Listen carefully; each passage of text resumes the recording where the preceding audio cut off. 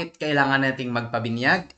Yun po ay dahil para matanggap po natin ang mga nakapangako sa atin. Dahil nandun po yung binyag sa Seven Sacraments na yun po ang pinakaunang pintuan patungo sa kaharian ng Diyos. Ano po ba ang pangako ng Panginoon sa atin? Para po maliwanagan po tayo, no? Unahin po muna natin basahin ang Gawa 2:38 hanggang 39. Ano po ba ang nakasulat dito, my dear brothers and sisters? Ito po. Sign po natin. Sa 38 muna tayo, no? Sa 38 muna tayo mga kapatid. Sabi po dito is ganito. Sumagot sa Pedro, pagsisihan ninyo talikuran ang inyong mga kasalanan at magpabautismo kayo sa pangalan ni Hesus Kristo upang kayo'y patawarin at ipagkaloob sa inyo ang Espiritu Santo.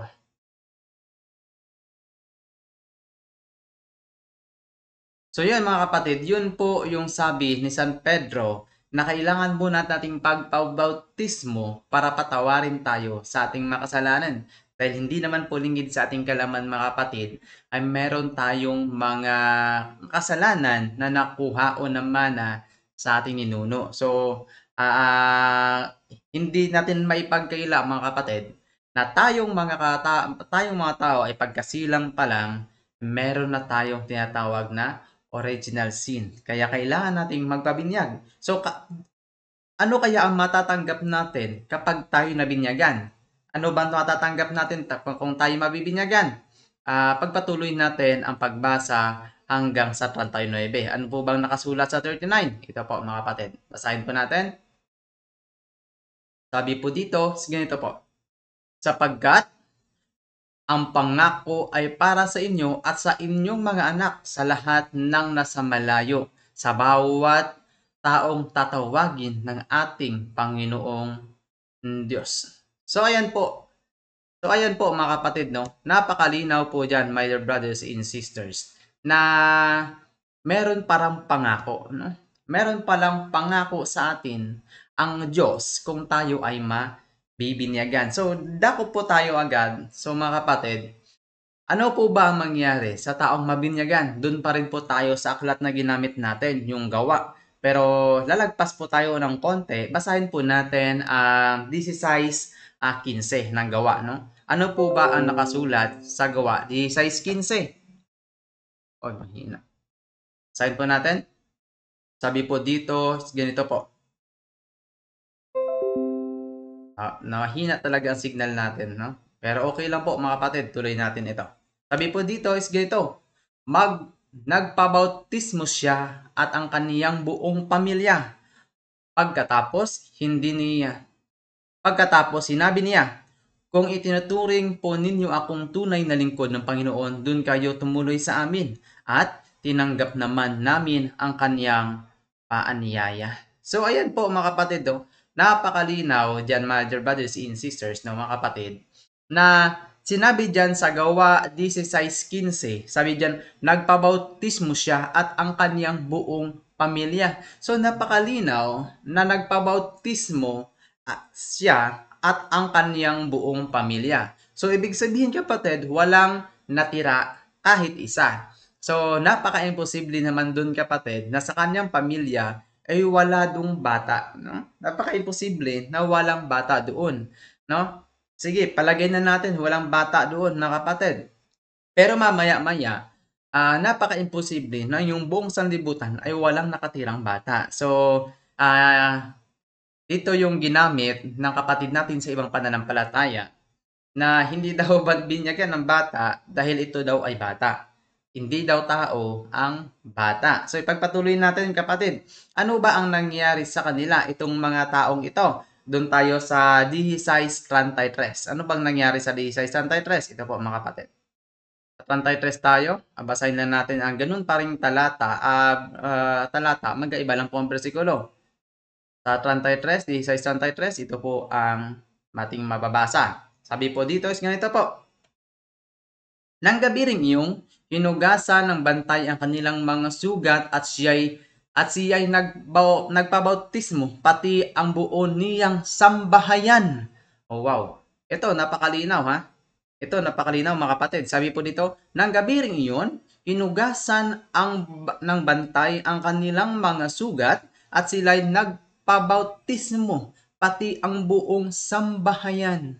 So, ano ba ang masasabi natin pag buong sambahayan? So, yun ba ay isang bahay lang o palagay na natin buong bahay lang, no? Pero tandaan natin kapatid, ulitin natin, hindi mabubuo ang isang pamilya kung walang tatay, walang nanay, walang ate, walang kuya at nandyan si bunso, mga kapatid. Kaya hindi natin mawawala sa ating isipan na mayroon talagang bata dyan. No? Pero siyempre, yan ang mga argumento pa lang na nandun pa lang tayo sa umpisa. No? Nandun pa lang tayo sa mahinang argumento, mga kapatid. Pero hindi yan basta-basta mahina. Dahil alam naman natin, my dear brothers and sisters, na tayo ay may kasalanang nakuha mula sa ating kaninunuan. Kaya kailangan nating magbabautismo para tayo ay malinis kahit na po yung mga sanggol. So ano po ba yung kasunod-sunod nito? Doon pa rin tayo sa gawa. Pero lalagpas tayo kasi kanina binasa natin ang 16, no? Ngayon din tayo sa 18:8. Ano po ba yung ang nakasulat sa gawa 18:8? Ito po mga kapatid. Basahin po muna natin. 18:8. Ano po bang nakasulat dito? Ito po mga kapatid. Sabi po dito, ito po. Si Kristo nagpamahala sa sinagoga. Sa sinagoga. At ang kanyang sambahayan ay nananalig rin sa Panginoon. Marami pang taga-Korinto ang na nakinig kay Pablo at sumampalataya sa pagbautismo. So yun po mga kapatid, napakalinaw dyan na marami pang mga taga-Korinto na nakinig kay Pablo ang sumampalataya sa bautismo. So ayun, napakalinaw dyan mga kapatid na hindi lang isang bahay ang nagpabautismo. So marami ang mga taga-Korento na nagpabautismo. So ibig sabihin, kung marami sila sa isang bahay nila, kanina isang bahay lang yung punteriya natin, ngayon my dear brothers and sisters, mga kapatid, mga kasabintungan, mga kapuntos, dito yung paunti-unti na yung mga taga-Korento. So napaka-imposible sa pagkarami-rami po ng bahay sa Korento, nakamiraming pamilya sa Korento, iwalang sanggol dun. So sinabi dun kapatid na buong angkan ng kanilang bahay. So kung hindi kasama yung sanggol, hindi pala kabilang sa angkan yung sanggol. Hindi pala kabilang sa kanilang pamilya ang sanggol kung hindi ito kailangang binyagan, mga kapatid, no? Tuloy tayo, mga kapatid. Ngayon, nagpabautismo ang mga taga-Korento. Meron bang masasabi sa aklat ng Korento kung ano nangyari sa kanila sa bautismo? Basahin po natin ang 1 Corinthians 1:16. Ano po ba ang nakasulat dito? Unang Korinto 1:16, sabi po dito mga kapatid, ganito po. Ano po bang nakasulat dito? Sabi po dito is ganito po. Si Kristo, pala na wait lang ha. 1 Corinthians, eto, 1:16. 1:16. 1:16. Ito po, mga kapatid. Sabi po dito, ganito. Ako nga rin pala ang nagbautismo sa pamilya na Estepas. Maliban sa kanya, wala na ako binautismuhan sa natanda ang pagbautismo ko. Sa kanila, wala na akong matatanda ang binautismuhan ko. So, ito kapatid, hindi po baka gamitin ito ng mga kapatid natin sa ibang pananampalataya na hindi po nila maunawaan na baka yung binautismuhan lang sa taga-Korento si Estefanas. Sabi niya dito, ako rin nga pala ang nagbautismo. So siya rin ang nagbautismo. So ibig sabihin, di niya sinabi na ako ang nagbautismo. So ibig sabihin, sabi niya, ako rin pala. May pala. So ibig sabihin mga kapatid ay may kasama dito si Estefanas, no? Sa mga taga-Korento. Kaya ayun mga kapatid nakita na natin, isa po ito sa baptism, ito po kapatid na yung mga talata na binanggit natin ay nagpapakita na sinasuggest ang pagbautismo sa buong bansa, sa buong sambayanan, no? Ngayon, dito na tayo. Kailangan ba talaga ang pagbautismo? Kailangan ba natin na bautismuhan kahit na ang sanggol? Yes, opo. Paano po natin mapapatunayan yon mga kapatid, no? Dako muna tayo sa Juan 3:5. Ano po ba ang nakasulat sa Juan 3:5 mga kapatid? Ito po. Basahin muna natin. Juan 3:5, sabi po dito mga kapatid, is ganito po.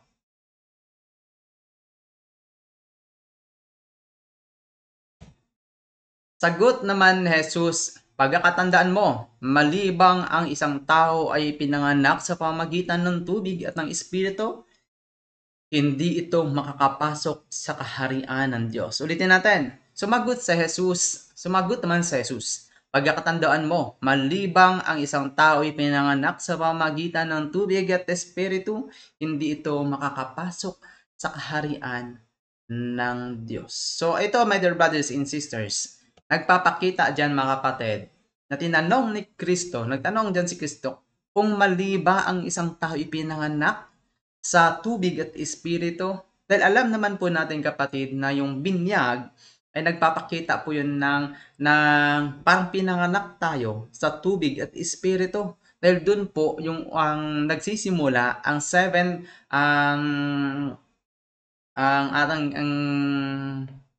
limutan ko tuloy, no? Ang pintuan, dun po ang unang pintuan sa seven sacraments. Yun po ang binyag mga kapatid. At ngayon, necessary po ba ito? Patuloy natin sa Roma 6:4. Ano po ba ang nakasulat sa Roma 6:4? Tuloy po natin, Roma 6:4, at ito po ang ating mababasa. Sabi po dito, is ganito po. Sa makatuwid, tayo'y namatay na at nalibing kasama niya sa pamamagitan ng bautismo upang paanong binuhay muli si Kristo sa pamamagitan ng dakilang kapangyarihan ng Ama. Tayo rin ay nagkaroon ng panibagong buhay. No? Napakaganda po kapatid ng talatang ito, no? Bakit ayaw mong mapindot? Ayan. Napakaganda po kapatid ng talatang ito dahil ito po ay nagbibigay sa atin ng buhay, no? Sabi niya sa makatuwid, tayo ay namatay na at inilibing kasama niya. No? Tayo pala kapatid ay kung hindi po literal na namatay dahil alam naman po natin yung mga kapatid natin sa ibang pananampalataya, my dear brothers and sisters, ay mahilig sa tinatawag nating letra por letra o mahilig po sila sa tinatawag nilang word for word. Kung ganon sila, so literal po ba tayong namatay kasama ni Kristo? Hindi po. Namatay po yung kasalanan natin, no? Sa makatuwid, tayo namatay na at nalibing kasama niya sa pamamagitan ng bautismo. Sa pamamagitan ng bautismo. So, mother brothers and sisters, kung kailangan pala talaga nating mabautismuhan para makasama tayo dun sa mga hinugasan ng dugo ni Kristo upang kung paanong binuhay muli si Kristo sa pamamagitan ng dakilang kapangyarihan ng Ama, tayo rin ay magkakaroon ng buhay, ng paninibagong buhay. So, paano naman, palagay natin, kung hindi, katulad ng paniniwala ng ibang sekta na hindi kailangang binyagan yung sanggol, paano ito kung sakaling hindi natin naman pinapanalangin, hindi naman natin hinihingi? Paano naman kung ito ay namatay na hindi nabinyagan, no? Sa ating mga Katoliko ay may tinatawag tayong emergency baptism na kahit sino ay pwedeng magbinyag sa isang sanggol kung ito ay emergency na. Pero mas makaganda ka talaga kapatid na sa pari natin ito pabinyagan para magkaroon din siya ng panibagong buhay, no? Kaya kung ikaw ay nag-aalala, kung ikaw ay diyan ay nagtataka, at kung ikaw diyan ay yung anak hindi pa nabinyagan kapatid, magdali-dali ka na. Bilisan mo na. Hindi kailangan ng tawag dito. Hindi kailangan ng maraming handa, no? Hindi kailangan ng magarbong resepsyon, no? Hindi kailangan ng maraming soft drinks, hindi kailangan ng napakaraming ninong at ninang. Ang importante kapatid ay mabibinyagan ang iyong anak, no? Diretso tayo dito, my dear brothers and sisters, sa ating topiko. No? Ito necessary talaga ang pagbinyag. Necessary talaga. Sabihin man natin at sa hindi, aminin man natin at sa hindi, talaga ito pong necessary po ito. No? Necessary po ito, mga kapatid, yung pagbinyag. Bakit? Dahil alam naman po natin na ang binyag, ilang ulit ko na, nakabase po ito sa 7 sacraments, no? Nakabase po ito sa 7 sacraments, mga kapatid. Kaya, so kailangan po nating magpabinyag, no? My dear brothers and sisters, saglit lang, may kailangan po nating magpabinyag dahil alam naman po natin, kapatid, na ang binyag ay kasama po sa 7 sacraments, no? Kaya kailangan po natin na hindi po natin kailangan ng ng maraming handa, hindi po natin kailangan ng maraming budget para magpabinyag, no? Dahil ito po talaga ay necessary para po para magkaroon po tayo ng panibagong buhay kasama ni Kristo. So patuloy natin, mga kapatid, ang ating topiko at para po malaman natin, no, basahin po muna natin ano po ba ang normal form of infant baptism, no? Sa Colossus 2:11 hanggang 12. Ito po, mga kapatid, no?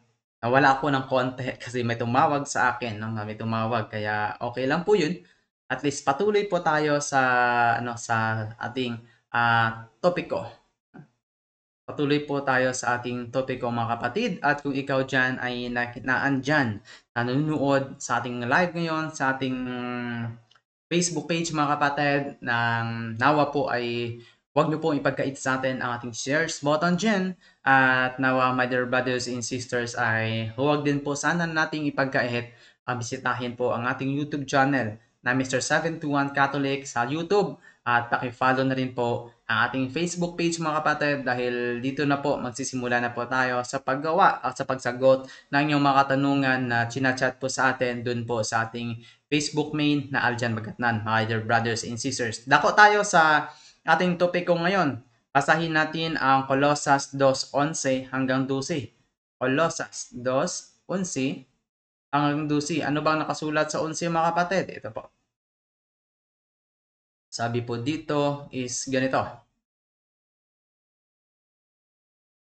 Sa pamagitan din ni Kristo kayo tinuli, hindi ayon sa laman, kundi ayon sa Espiritu. Ayon sa Espiritu. Sa 12. Sa pamamagitan ng bautismo, inilibing kayong kasama ni Kristo at muli rin kayong nabuhay kasama niya dahil sa inyong pananalig sa kapangyarihan ng Diyos, muling nabuhay sa Kanya.